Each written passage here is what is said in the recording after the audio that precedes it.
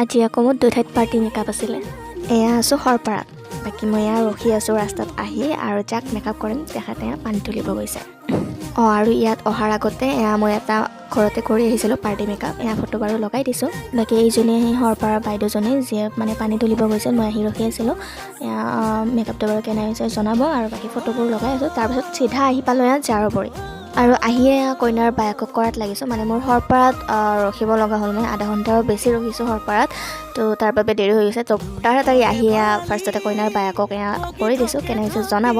আৰু তাৰপিছত কৰিছোঁ এয়া কইনাৰ বৌকক, এয়া বিফ'ৰ এণ্ড আফটাৰ লুক কেনে হৈছে আপোনালোকে জনাব।